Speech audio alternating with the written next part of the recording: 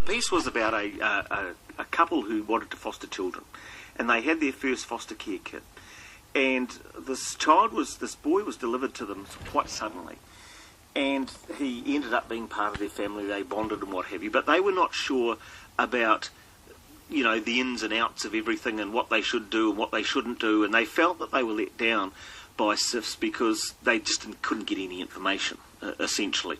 And eventually they decided that they couldn't look after the boy anymore because they weren't sure about him. They weren't sure about his background. They didn't know anything about his background. They didn't know anything about him. And they were writing the woman was writing a book about her experiences. But I think the telling statistic to me was that the woman said a SIFS social worker had said to her that the casebook for a social worker like that, they should have about 15 children. And most of them had 50 to 60 children. It's crazy. Now, it's an accident waiting to happen, isn't it? It is, absolutely. And also combined, I've been bringing this up for a little while now because I've been reading about it in the United States. I think it's one of those situations that we might think is peculiar to New Zealand, but isn't. And of course, that is our fear of child abuse, and we've had terrible examples of that in New Zealand. And quite rightly, the public says, look, this should not happen. These children must be removed from their parents, and so on and so forth.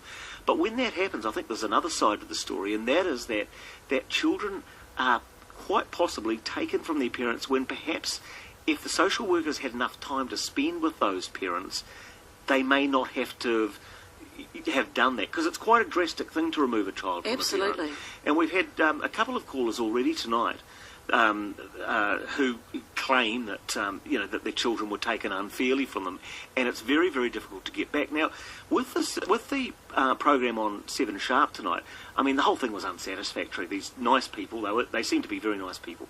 They had wanted to foster children. They found that the system was lacking. It made it very difficult for them to do that.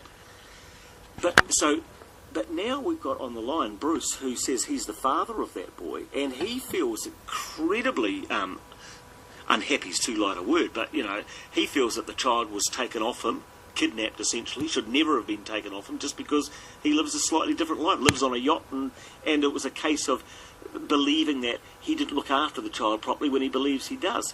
Right. So I mean, if you look at the situation on 7 Sharp, it's entirely unsatisfactory, if everybody's to be believed, of course. Exactly. If what Bruce is saying is true, it's unsatisfactory that the child was taken in the first place. Then it was unsatisfactory the way the child was fostered out, and the foster parents felt that that was unsatisfactory. God knows where the poor kid is now. Yes, and that's unsatisfactory for the child. So in other words, if the state didn't exist and had nothing to do with things would probably be a lot more satisfactory than they are now. In that instance, absolutely. Well, who knows? Yeah. Anyway, Bruce is hanging on. Bruce, what is your next step to try to get that boy back? And do you continue to get them? SIFS operates like the secret police of any third world country you want to name. You can't go near them. I've got a piece of paper right in front of me that says I'm supposed to see my child once a week and have a phone call from him once a week. For 6 months of this year, I haven't seen or heard from him. Now what is the point? SIFS overrode a judge in the first place and just took him illegally. And now that I've been to court and the judge has said I'm to see him once a week and have a phone call, they just ignore that as well. And what happens I don't really want to go away into this heaps of detail. They muddy the water by with all of these processes and different things to make it look like it's all done properly. If you want to read my notes. But what I'm just going to talk about the institution of SIFS. The social workers are too frightened to put their heads above the parapet and criticise anywhere that they work. But if you talk to them individually by themselves, hardly anybody is happy that even works there with SIFS. And this is what I'm wondering. Because it's they go by the rule that if there's a bit of smoke, there must be fire, and we don't want to run any risks in case there is. That's what I was wondering, and I wonder how many children have been removed from their parents when perhaps a bit more time spent with those parents, or some, or exactly. what have you. I talk to a lot of I talk to a lot of Chinese who say, when I describe SIFs to them, they can scarcely believe it, and they say to me that in China they get right down on the case of the parents in a really big way, but they would never dream of destroying the child by taking the child out of the home. This is what Chinese tell me. You can sort of see what's happened here, and as I say, I was reading about this in American magazines, so it's probably a similar pattern there. Whereas once upon a time, the idea of the social workers was to work with the parents, social work, if you like, and to provide them with new skills if they didn't have the right skills and what have you, and removing the child was the last resort. Now, after, I suppose, our sort of modern fears, plus also, the neo-Glassies and these awful stories that we hear about, it seems to me that removing the child has now become the first step rather than the last step, or the. There's a lawyer in Auckland who's been barred from the family court because he doesn't just lie on his back and let SIF scratch his stomach. He criticises SIF, so they've stopped them working in the court. How can that be? So what can you do about, you say that you've got visitation rights? You can't rights. do anything. Can you not go to the judge? Can you not go to court? Can you not, get a lawyer, go to court? I'm supposed to go to court one more time at the beginning of next year, which will make it 5 years since they took my son off me. 5 years later, my sister who lives in Renuera, she applied to SIF to become a temporary caregiver for the weekends and for visits and stuff. They dragged it out for 3 months to make the decision, and the person who came to vet her came from South Auckland. She was a senior person, senior SIFs worker. She said to my sister, most of the kids, or a big percentage of them, end up disillusioned. They have no attachment to anybody or anything, and they end up being very violent in the end. And I thought, oh yeah, that'll be other kids they're talking about. But this is what's happened to my son now. He spent since Christmas living with my elder daughter who's in her late 20s and married, and they bought a house over the road from the school and everything. They did everything they could for for my son. And they, in the end, they had to give him up because he had these violent fits.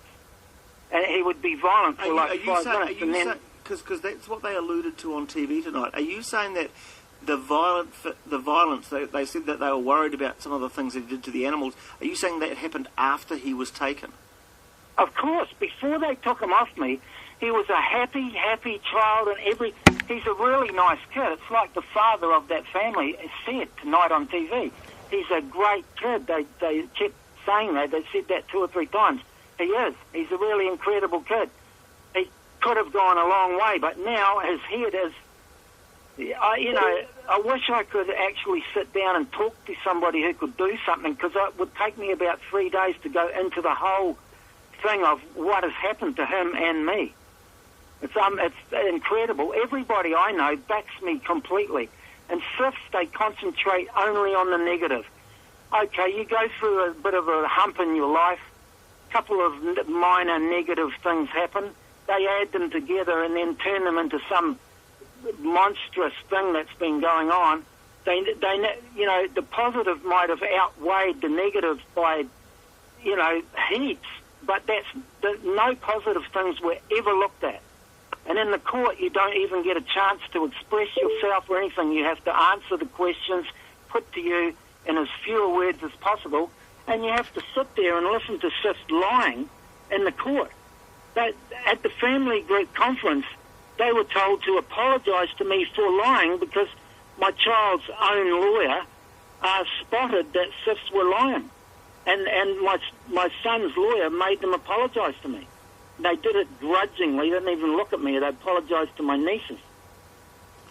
Extraordinary story, Bruce. Thanks for calling, and I hope there's a family reunification. I really do. 18 minutes after 11. See, of course, here we are on Talkback, and it is very difficult, and people listening, it's very difficult to make judgments for and against and all the rest of it. But I have been wondering about this for some time. In our attempts to prevent children from harm, Yes. which, Have you we know, gone overboard? are we actually causing greater harm? Yeah, exactly. You know, I mean, we might be saving another Nea Glacis. That may well be the case, and we might even say that it's worth it if we save one Nea Glacis. But I wonder how many children are being taken from their parents when there could be another way, because surely taking a kid from the parent would be the last resort. Or it might not necessarily be an absolute last resort. It might be a temporary taking away. What I don't get is the length of time, the duration, the process. You become involved. From what I'm hearing is, and I don't do this kind of work, right? Yeah. But you get involved in a robotic system. That's And what it happens. seems that these people feel that they're not being heard. Now, everyone always has their own view on where bits and pieces are, but a lot of, some of this just doesn't make sense, that you don't have the ability to be heard, that you don't have the ability to be properly heard, or that if you've got a judge that makes an order, that if that judge breaches an order, which is what is being said here, that you do not have recourse. That doesn't make sense to me. Doesn't make sense, does it? 20 minutes after 11.